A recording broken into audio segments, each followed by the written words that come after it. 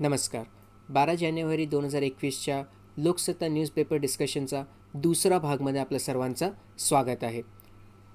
12 जानेवारी 2021च्या news डिस्कशनचा आधीच एक part जो आहे तो अपलोड करण्यात आलेला आहे. तुम्ही त्यालासुद्धा रेफर करा. आता या सेक्शनची जी पहिली महत्त्वाची न्यूज आहे ती आहे दरात वाढ. पंजाब हरियाणातील वाहतूक व्यवस्था कोलमडल्याने तुटवडा. शेतकरी आंदोलनाच्या बासमतीला फटका. आपण आता थोडीशी माहिती ते बासमतीविषयी घेणार आहोत. बासमती हे तांदूळाची म्हणजे राईसची एक प्रजाती आहे. मुख्यत्वे हे भारत आणि पाकिस्तान याचे काही क्षेत्र आहे त्याच्यामध्येच याचं उत्पादन घेतलं जातं. लक्षात ठेवा, बासमती जे तांदूळ आहे त्याचं उत्पादन प्रत्येक जागेवरती घेता येत नाही. त्याला स्पेसिफिक क्लायमेटची गरज असते आणि त्यामुळे भारत आणि पाकिस्तानचं काही क्षेत्र आहे त्याच्यामध्ये त्याला उत्पादित केलं जातो. बासमतीचा जो तांदूळ असतो तो लांबीला खूप जास्त असतो. म्हणजे इतर आपण राईसच्या दाण्याशी जर त्याला कंपेअर केलं तर त्याची लांबी जास्त असते आणि त्याच्यामध्ये एक विशिष्ट महक असते किंवा सुगंध असते. ती जे सुगंध आहे ते 2-acetyl-1-pyroline काय बरं 2-acetyl-1-pyroline या केमिकलमुळे असते. ठीक आहे, बासमतीचा तांदळामध्ये जे सुगंध असते ते 2-acetyl-1-pyroline या तांदळा या केमिकलमुळे असते. ठीक आहे, तसंच हा केमिकल इतर जे भाताचे दाणे असतात त्याच्यामध्ये सुद्धा प्रेझेंट असतो, परंतु बासमतीमध्ये 12 पटीने जास्त याचं प्रमाण असते. ठीक आहे, आणि प्रमाण किती आहे तर 90 ppm म्हणजे पार्ट्स पर मिलियन जेवढा प्रमाण आहे या केमिकलचा बासमती राईसमध्ये. आणि इतर तांदळाशी जर आपण कंपेअर केला तर 12 पटीने जास्त आहे. आता भारतामध्ये बासमती राईस जो आहे तो आपल्याला हिमाचल प्रदेश, पंजाब, हरियाणा, दिल्ली, उत्तराखंड, मध्य प्रदेश, जम्मू काश्मीर आणि उत्तर प्रदेशच्या पश्चिमी भाग तर इथे हा बासमती राईसचा प्रोडक्शन घेतलं जातो. 2010मध्ये याला GI टॅगसुद्धा देण्यात आला. लक्षात घ्या, पण जे मध्य प्रदेश आहे मध्य प्रदेशच्या बासमतीला GI टॅग नाही आहे. बाकी इतर जे काही मेन्शन केले जसे की पंजाब, हरियाणा, दिल्ली, हिमाचल प्रदेश, उत्तराखंड आणि उत्तर प्रदेशच्या पश्चिमी भाग तसंच जम्मू अँड काश्मीर तर इथे जे काही बासमती उगतो त्याला GI टॅग देण्यात आलेला आहे. भारतामध्ये प्रोडक्शनविषयी बघून घेऊ बासमतीचा. तर जगात टोटल जेवढं प्रोडक्शन होतो त्यापैकी 70% प्रोडक्शन किंवा 70% उत्पादन हा भारतामध्ये घेतला जातो. ठीक आहे, त्यानंतर 2016-17ची जर आपण बात करू तर भारताने 40,471.56 मॅट्रिक टन एवढा बासमती राईस एक्सपोर्ट केला आहे आणि बासमती राईस एक्सपोर्ट करण्यामध्ये भारत 1 नंबरवरती येतो. ठीक आहे, सर्वात जास्त बासमती राईस हा भारत एक्सपोर्ट करतो. 2019चा फिनान्शियल इयर्सची आपण बात करूया, म्हणजे 2019 वर्षाची जर आपण बात केली तर लगभग 30 करोड रुपयाचा आपण एक्सपोर्ट केला होता बासमती राईस. किती बरं 30 करोड रुपये. ओके, आता भारतामध्ये अपेडा आहे. अपेडा म्हणजे काय, the agricultural and processed food product export development authority. Important आहे. काय बरं agriculture and process food product export development authority कधी प्रस्थापित झाली होती तर डिसेंबर 1985मध्ये आणि त्याच्यासाठी आपण अपेडा ॲक्ट हा पार्लमेंटमधनं पारित करणं घेतला होता. ठीक आहे, म्हणजे काय झालं, अपेडा ही एक स्टॅच्युटरी बॉडी झाली. ठीक आहे, आणि ते मिनिस्ट्री ऑफ कॉमर्स अँड इंडस्ट्रीच्या अंतर्गत येते.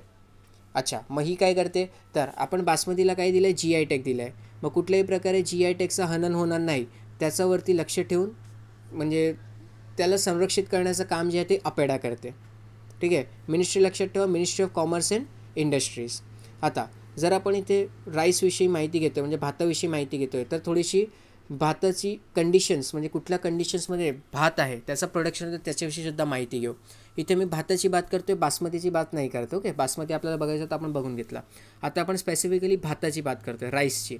तर भातासाठी 22 ते 32 डिग्री सेंटीग्रेड यामध्ये टेम्परेचर हवा असतो आणि हाय ह्युमिडिटी असते. म्हणजे काय, आर्द्रताचा जो प्रमाण असतो ठीक आहे तो जास्त असला पाहिजे. तसंच जो रेनफॉल आहे म्हणजे जो पाऊस आहे ते 150 ते 300 सेंटीमीटर एवढा प्रमाणात असलं पाहिजे. माती जी आहे ते चिकणी माती जी असते ते त्याच्यासाठी खूप जास्त उपयुक्त असते, ज्याला आपण इंग्रजीमध्ये डीप क्ले आणि लोमी सॉईल म्हणतो. सर्वात जास्त प्रोडक्शन कुठे घेतलं जाते भारताचा म्हणजे राईसच्या भारतामध्ये तर वेस्ट बेंगॉल. ठीक आहे, पश्चिम बंगाल राज्यामध्ये सर्वात जास्त उत्पादन हे भाताचं होतं. त्यापाठोपाठ पंजाब, उत्तर प्रदेश, आंध्र प्रदेश आणि बिहारचा नंबर लागतो. सर्वात जास्त लोक भाताला भारतामध्ये कन्झ्युम करतात आणि त्यामुळे स्टेपल फूड म्हणून भारतामध्ये खूप जास्त डिमांड आहे. ठीक आहे. सर्वात जास्त जर आपण जागतिक लेवलवरती बघितलं, जागतिक पातळीवरती बघितलं, तर सर्वात जास्त उत्पादन भाताचं हे चायना घेतो आणि त्यानंतर किंवा चायनाचा पाठोपाठ भारताचा नंबर लागतो. ठीक आहे. भारतामध्ये आसाम झाला, वेस्ट बेंगॉल झाला, ओडिसा झाला, इथे 3 म्हणजे वर्षातनं 3दा हे भाताचं पीक घेतलं जातं. ठीक आहे. कुठले कुठले? आसाम, वेस्ट बेंगॉल म्हणजे पश्चिम बंगाल आणि ओडिसा या राज्यामध्ये एका वर्षातनं 3दा हे भाताचं पीक घेतलं जातं आणि त्यांना नाव दिलं गेलं आहे औस, अमान आणि बोरो. ठीक आहे. काय बरं? औस, अमान आणि बोरो. तसंच national food security mission, hybrid rice seed production and राष्ट्रीय कृषी विकास योजना याच्या माध्यमातून आपण भाताचं उत्पादनाला प्रोत्साहन द्यायचं काम करतो आहे. ओके. तर हे आपण बासमती राईस आणि भाताविषयी थोडीशी माहिती घेतली. इथे अजून एक माहिती दिली गेली आहे की गेल्या काही वर्षापासून पारंपरिक बासमती तांदळाचा मागणीत घट होत चालली आहे. त्याऐवजी प्रक्रिया केलेल्या बासमती तांदळाला म्हणजेच की स्टीम बासमती याला मागणी वाढत आहे. स्टीम बासमतीचे 1121, 1509, 1401, सेला बासमती हे उपप्रकार आहेत. कुठले कुठले? 1121, 1509, 1409 आणि 1401 आणि सेला बासमती हे त्याचे उपप्रकार आहे. स्टीम बासमतीला हॉटेल तसेच कॅटरिंग व्यावसायिकांकडून मोठी मागणी असते. ठीक आहे. तर हे आपण माहिती घेतली बासमतीविषयी. पुढची जी न्यूज आहे ती आहे सागरी सरावात तेल विहिरींचा सुरक्षेवर विशेष भर, प्रथमच हवाई दलाचा सहभाग. आता थोडीशी माहिती आपण सागरी सुरक्षा सज्जताविषयी घेऊ. भारताच्या किंवा देशाचा संपूर्ण सागरी सुरक्षेसाठी पहिल्या टप्प्यात 48 तर दुसऱ्या टप्प्यात 38 रडार्सचे जाळे उभारण्यात आले आहेत. विविध यंत्रणांकडून गुरगाव येथील माहिती विश्लेषण केंद्राकडे माहिती दिली जाते आणि त्यानंतर त्याचे विश्लेषण करून 51 केंद्राकडे ती माहिती पोचवली जाते. अशा प्रकारे माहितीचे जाळे निर्माण करण्यात आले असून यंत्रणांना माहितीचा छाननीसाठी रिअल क्राफ्ट सॉफ्टवेअरही देण्यात आले आहे. काय बरं? रिअल क्राफ्ट सॉफ्टवेअर इम्पॉर्टंट आहे. ओके. याशिवाय मच्छीमार बांधवांना जैव माहिती कार्ड, काय बरं? जैव माहिती कार्ड हे सुद्धा देण्यात आले आहेत. त्यांच्याशी सतत संवाद सुरू आहे. CRSF, BSF आणि किनारा सुरक्षेसाठी 3000 जवान व पोलीस प्रशिक्षण देण्यात आले आहे. ठीक आहे. तर हे आपण बघून घेतलं की सागरी सुरक्षेसाठी भारत काय प्रयत्न करतोय ते. पुढची जी न्यूज आहेत ते आहेत मधु मंगेश कर्णिक यांना जनस्थान पुरस्कार देण्यात आलेला आहे. मराठी साहित्य क्षेत्रात विशेष कामगिरी करणाऱ्या आणि महाराष्ट्राच्या जीवनावर ठसा उमटविणाऱ्या साहित्याला येथील कुसुमाग्रज प्रतिष्ठानातर्फे जनस्थान पुरस्कार देऊन गौरवण्यात येते. दर 2 वर्षांनी दिल्या जाणाऱ्या या पुरस्काराचे स्वरूप 1 लाख रुपये, सन्मानचिन्ह, सन्मानपत्र असे आहे. लक्षात घ्या, हा जो अवॉर्ड दिला जातो आहे, ठीक आहे, जनस्थान पुरस्कार, तो दर 2 वर्षांनी दिला जातो. ओके. आणि कोण देतं? तर कुसुमाग्रज प्रतिष्ठानतर्फे दिला जातो. कथाकार, कादंबरीकार, कवी, संवादलेखन असे साहित्य क्षेत्रात चौफेर ओळख असलेले कर्णिक यांनी महाराष्ट्र राज्य साक्षरता आणि सांस्कृतिक विभाग तसेच राज्य साहित्य संस्कृती मंडळाचे अध्यक्ष म्हणूनही काम पाहिले आहे. कर्णिक यांनी कुसुमाग्रज प्रतिष्ठानाचे अध्यक्ष म्हणून 2014 ते 2019 या कालावधीत जबाबदारी सांभाळली. प्रतिष्ठानचा माजी अध्यक्षांची जनस्थान पुरस्कारांसाठी निवड होण्याची ही पहिलीच वेळ आहे. ठीक आहे. काय बरं? की प्रतिष्ठानाचे माजी अध्यक्षांनाच या प्रतिष्ठानाचा अवॉर्ड देण्यात येतो आहे आणि तो सुद्धा कुठला? जनस्थान पुरस्कार. तर ही अशी पहिलीच वेळ आहे. ठीक आहे. तर आपण इथे मधु मंगेशविषयी थोडीशी माहिती घेतली. आज 12 जानेवारी आहे. 12 जानेवारी म्हणजे स्वामी विवेकानंद यांची जयंती, अर्थातच राष्ट्रीय युवक दिन. ठीक आहे. तर आता इथे थोडेफार कोट्स दिले गेलेत. या जे कोट्स आहेत किंवा जे सुविचार आहेत त्यांचा आपण आपला एसेचा पेपरमध्ये यूज करू शकतो. मग आपण त्यांना एकदा वाचून घेऊया. स्वतःच्या अज्ञानाची जाणीव असणे हीच ज्ञानाची पहिली पायरी आहे. ठीक आहे. आपण जेव्हा निबंध वगैरे लिहू तेव्हा हे सर्व जे कोट्स आहेत किंवा जे सुविचार आहेत त्यांना तिथे आपण मेन्शन करू शकतो. त्यानंतर दुसरं काय आहे? दारिद्र्य व अज्ञान घालविणे म्हणजे ईश्वराची सेवा होय. स्वतःला परिस्थितीचे गुलाम समजू नका. तुम्ही स्वतःचे भाग्यविधाता आहात. कोणतेही कार्य अडथळा वाचून पार पडत नाही. शेवटीपर्यंत किंवा शेवटपर्यंत जे प्रयत्न करीत राहतात त्यांनाच यश प्राप्त होते. ओके, हे सर्व स्वामी विवेकानंदांनी दिलेले सुविचार आहेत. आता लोकशाहीचे नवे मंदिर जे आहेत ते राजस्थानच्या लाल घोलपुरी दगडातून बनवण्यात येणार आहे. ठीक आहे, एवढं लक्षात ठेवा. म्हणजे आपलं जे नवीन संविधानाची जी बिल्डिंग आहे ते राजस्थानचं लाल घोलपुरी या दगडातून बनवण्यात येणार आहे. ओके, त्यानंतर पुढे अजून काही न्यूज आहे. अग्निसुरक्षा तपासणी करण्यात रुग्णालयांची टाळाटाळ. केवळ 12 रुग्णालयाकडून तपासणी. पालिका रुग्णालयाचे तत्काळ अग्निसुरक्षा परीक्षण. महाराष्ट्र आग प्रतिबंधक जीव संरक्षण कायदा 2006 अनुसार रुग्णालयाची नियमित अग्निसुरक्षा तपासणी करणे हे आवश्यक आहे. Very very important. ठीक आहे, ॲक्ट लक्षात ठेवा. कुठला बरं? महाराष्ट्र आग प्रतिबंध जीव संरक्षण कायदा 2006 याच्यानुसार रुग्णालयाची नियमित अग्निसुरक्षा तपासणी करणे आवश्यक आहे. अग्निसुरक्षा तपासणी केल्याचे प्रमाणपत्र दरवर्षी अग्निशमन दलाकडे सादर करावे लागतात. ओके, तर ॲक्ट लक्षात ठेवा. ॲक्ट महत्त्वाचं आहे आपल्यासाठी. त्यानंतर पुढे बघूया अजून काही न्यूज आहे. सर्वाधिक अंतर पार करण्याचा महिला वैमानिकांचा विक्रम.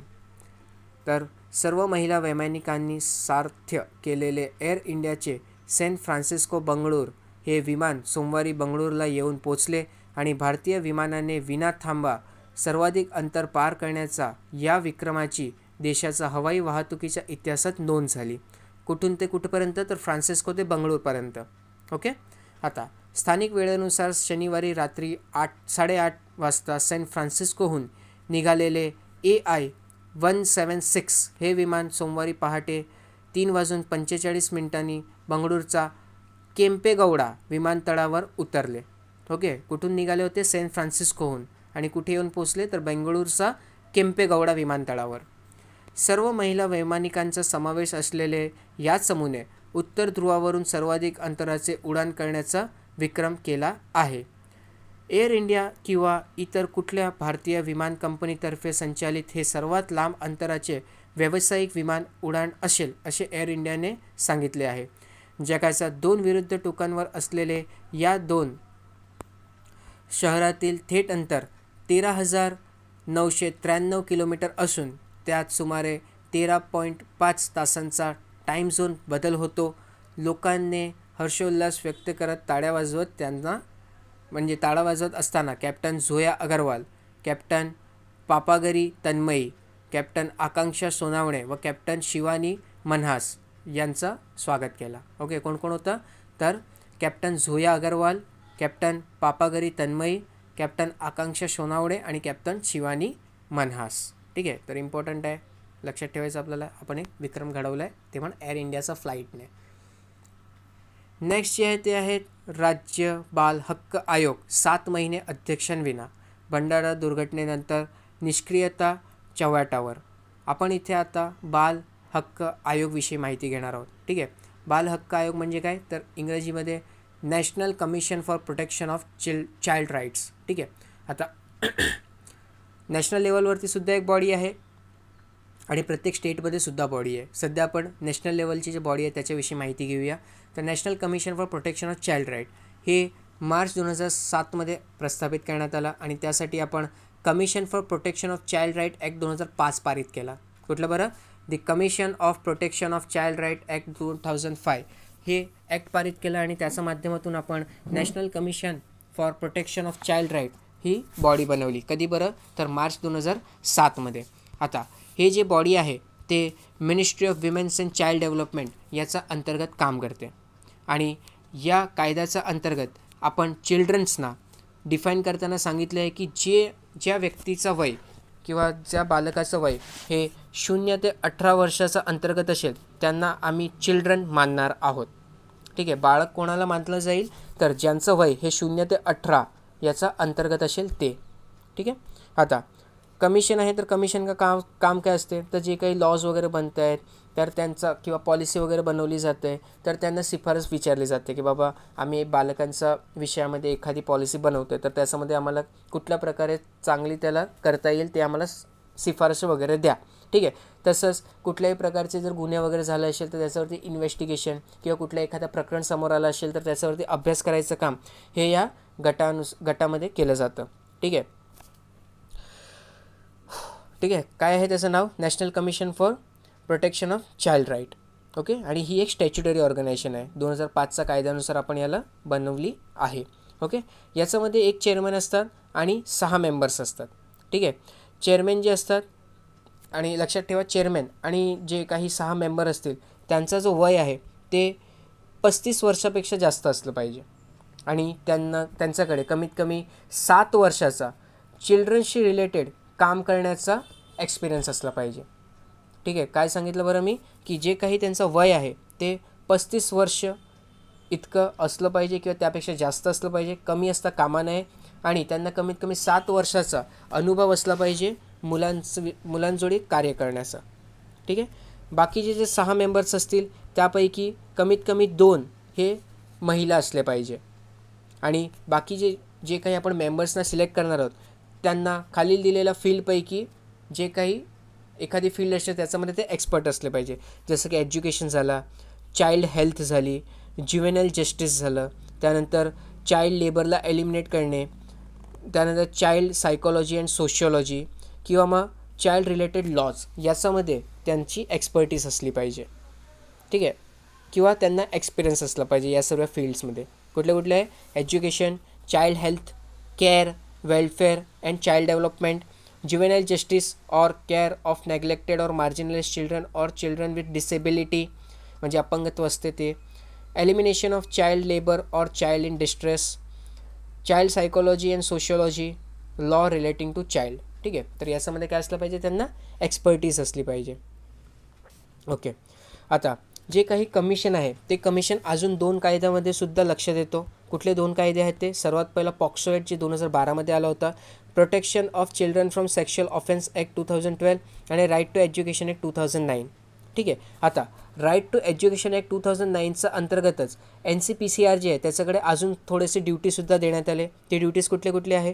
तर कुठलीही कंप्लेन आली किंवा कुठल्याही प्रकारे कायद्याचं व्हायलेशन झाला, जे कायदे मुलांशी रिलेटेड आहेत तर त्याच्यामध्ये इन्व्हेस्टिगेशन करायचं काम किंवा इन्क्वायरी करायचं काम हे NCPCR करतो. त्यानंतर ते कुठलाही इंडिव्हिज्युअलला समन पाठवू शकतात, म्हणजे त्यांना बोलवून घेऊ शकतात की त्यांनी कुठल्या प्रकारे गुन्हा केला असेल तर त्यांची नोंद घेण्यासाठी किंवा त्यांच्याकडनं एव्हिडन्स मागू शकतात ते लोक. ओके. त्यानंतर मॅजिस्ट्रेरियल इन्क्वायरी करू शकतात. एक लक्षात ठेवा, नॅशनल कमिशन फॉर SC बघितलं आपण, नॅशनल कमिशन फॉर ST बघितलं आपण, तर याच्यामध्ये कसं नॅशनल कमिशन जे काही काम करायचे प्रत्येक कामं हे इथे NCPCRसुद्धा करू शकतो. ठीक आहे. आणि हे सर्व काम कॉमन आहेत प्रत्येकामध्ये, तर इथे काही एवढं काही तुम्हाला डिटेलमध्ये जाऊन गरज नाही आहे. ठीक आहे. तसंच ते रिट पिटिशनसुद्धा फाईल करू शकतात हायकोर्टमध्ये, सुप्रीम कोर्टमध्ये, आणि सुमोटो ॲक्शनसुद्धा घेऊ शकतात. ठीक आहे. काय म्हटलं मी? ते सुमोटो ॲक्शनसुद्धा घेऊ शकतात. त्यानंतर कुठल्याही मुलाला जर कुठल्याही प्रकारचा इम्पॅक्ट झाला असेल तर त्याला इंट्रीम रिलीफ प्रोव्हाइड करायचं कामसुद्धा हे NCPCR करू शकतो. ठीक आहे. आणि दुसरी गोष्ट म्हणजे काय, तर यांचे जे काही रेकमेंडेशन असतील ते ॲडवायझरी असतात. ओके. ते कुठल्याही प्रकारे हे म्हणजे काय सांगतात त्याला सजा वगैरे देऊ नाही शकत, ते फक्त काय करतात? रेकमेंडेशन्स देतात. ठीक आहे. महाराष्ट्रामध्ये सुद्धा Maharashtra state commission for protection of child right हा एक बॉडी आहे आणि ते जुलै 2007मध्ये प्रस्थापित करण्यात आली. ही जी बॉडी आहे ती सुद्धा एक स्टॅच्युटरी बॉडी आहे. कुठल्या कायद्याच्या अंतर्गत? Protection of child right act 2005चा अंतर्गत. ओके. आणि याच्यामध्ये सुद्धा एक चेअरमॅन आणि 6 मेंबर्स आहेत. ओके. आणि चाइल्ड राईटचा ॲक्ट जो आहे त्याचं सेक्शन 2B अंतर्गत कुठले राईट्स आहेत जे चिल्ड्रन्सना अवेलेबल करून देण्यात आले आहेत, आणि कुठले असे राईट आहे की ज्याचा मोड झाला असेल तर त्याच्यामध्ये NCPCR किंवा SCPCR हे स्वतः ॲक्शन घेऊ शकते. तर ते सर्व जे आहेत म्हणजे अधिकार जे आहेत ते कलम किंवा सेक्शन 2B अंतर्गत नमूद करण्यात आलेले आहे. ठीक आहे. ॲक्ट लक्षात ठेवा, protection of child right act 2005, आणि बॉडीचं नाव आहे the Maharashtra state commission for protection of child rights. Okay. तर हे आपण राज्य बाल हक्क आयोगाविषयी थोडीशी माहिती बघितली. जुलै 2007मध्ये स्वायत्त मंडळ म्हणून बाल हक्क संरक्षण कायदा 2005 अन्वये राज्यातील बालकांचा हक्कांचे संरक्षण, प्रचलन आणि रक्षण करण्यासाठी महाराष्ट्र राज्य बाल हक्क संरक्षण आयोगाची स्थापना करण्यात आली. बालकांच्या हक्कांसाठी हा कायदा काम करतो. 2017 ते 2020 या काळासाठी प्रवीण विघे यांची महाराष्ट्र राज्य बालहक्क संरक्षण आयोगाच्या अध्यक्षपदी नियुक्ती करण्यात आली होती. सध्या हे पद रिकामी आहे. ओके, हे लक्षात ठेवा. त्यानंतर पुढे बघूया अजून काय आहे का न्यूज. सप्टेंबरपर्यंत बुडीत कर्जे दुप्पटीने वाढणार. रिझर्व्ह बँकेचा अहवालाचेच भाकीत तीव्र तणाव परिणाम धास्ती व्यक्त. तर आपण इथे आता कर्ज बुडणे म्हणजे काय तर NPA, ठीक आहे, ज्याला आपण NPA म्हणतो म्हणजे नॉन परफॉर्मिंग असेट. तर याच्याविषयी थोडीशी माहिती घेणार आहोत. बघा, नॉन परफॉर्मिंग, ठीक आहे, नावामध्येच त्याचा मतलबसुद्धा आहे नॉन परफॉर्मिंग असेट.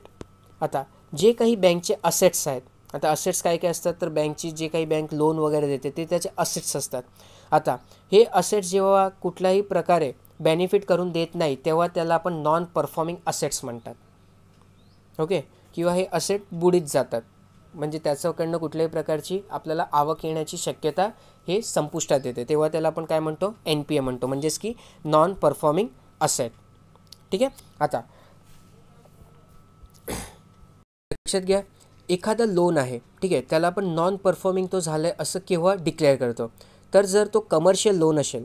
ओके, काय म्हटलं मी की तो जर कमर्शियल लोन असेल आणि 90 दिवसापर्यंत त्याचा कुठल्याही प्रकारे इंटरेस्ट, काय म्हटलं मी इंटरेस्ट आणि प्रिन्सिपल हे दोन्ही जर जमा नसेल झाले तर त्याला आपण डिक्लेअर करूया काय बरं NPA. ओके, कुठलं कमर्शियल लोनमध्ये 90 दिवसाच्या आतमध्ये कुठल्याही प्रकारचा इंटरेस्ट म्हणजे व्याज किंवा प्रिन्सिपल म्हणजे मुद्दल हे जर जमा झाली नसेल तर अशा लोनला आपण म्हणायचं काय बरं तर NPA.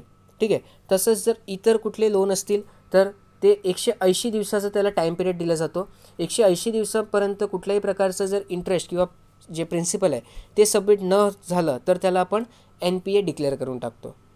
ठीक आहे. ॲग्रिकल्चर लोनच्या केसेसमध्ये लक्षात घ्या, ॲग्रिकल्चर लोनच्या केसेसमध्ये हा जो टाईम पिरियड असतो ना ते 2 हार्वेस्ट सीझन दिला जातो. ठीक आहे, म्हणजे हार्वेस्टिंग आपण जे घेतो कापणी वगैरे करतो तर अशी 2 कापणीचे सीझन दिले जातात. जर या 2 सीझनमध्ये कुठल्याही प्रकारे इंटरेस्ट किंवा प्रिन्सिपल कलेक्ट केलं नाही बँकेने तर ती जे असेट आहे त्याला आपण डिक्लेअर करतो NPA. ठीक आहे. आणि लक्षात घ्या, हे 2 हार्वेस्टिंग सीझन जे आहे ना ते 2 वर्षापेक्षा जास्त असता कामा नये. ओके. आता NPAला आपण पुढे अजून वर्गीकरण त्याचं करू शकतो. काय बरं तर पहिलं आहे सब स्टँडर्ड NPA. आता सब स्टँडर्ड NPA म्हणजे काय की ज्या NPAला 12 महिन्यापेक्षा म्हणजे जो NPA याला 12 महिने झाले असतील तर त्याला आपण सब स्टँडर्ड NPA डिक्लेअर करू. एखादा NPA याचा NPA या सेक्शनमध्ये 12 महिन्यापेक्षा जास्त टाईम झाला असेल तर त्याला आपण डाऊटफुल असेट असं डिक्लेअर करू. ठीक आहे. आणि त्यानंतर आपल्याला कुठल्याही प्रकारची उमेद संपते की बाबा आता तर याच्याकडनं काहीच येणार नाही तर त्याला आपण लॉस असेट म्हणूया. ठीक आहे. NPAचे 3 प्रकार आहेत. कुठले कुठले तर पहिला आहे सब स्टँडर्ड NPA. NPA डिक्लेअर केला आहे. ओके. आणि त्यानंतर 12 महिने झाले तर असं NPAला आपण सब स्टँडर्ड NPA म्हणू. 12 महिन्यापेक्षा जास्त झाले तर तो डाऊटफुलमध्ये जाणार आणि नंतर जेव्हा आपल्याला अपेक्षा संपते की बाबा आता काहीच येणार नाही तर त्याला आपण लॉस असेटमध्ये कन्सिडर करतो. ठीक आहे. तर हे आपण बघितलं NPA विषयी. आजचा न्यूज डिस्कशनमध्ये एवढंच आहे. हा, काल आपण सिडनीमध्ये जी मॅच होती त्याला काय केलं टाय करून घेतलं आहे. ठीक आहे. तर 12 जे जानेवारी 2021चा न्यूजपेपर डिस्कशन होता त्याचे 2 भाग आहेत. दोन्ही भाग तुम्ही रेफर करा आणि त्याचे नोट्स बनवून घ्या. थोडंसं डिस्कशन मोठं आहे म्हणून 2 पार्टमध्ये त्याला आपण कवर केलेलं आहे. ओके. तुम्हाला कुठलेही डाऊट असल्यावरती तुम्ही ते कमेंट सेक्शनमध्ये मेन्शन करू शकतात. पेपरचे जे PDF आहे ते आमच्या टेलिग्राम चॅनलवरती तुम्हाला अवेलेबल होऊन जाईल आणि टेलिग्रामची लिंकसुद्धा हे डिस्क्रिप्शन बॉक्समध्ये मी तुम्हाला देऊन टाकेन. तर घरी राहा, सुरक्षित राहा, शिकत राहा. धन्यवाद.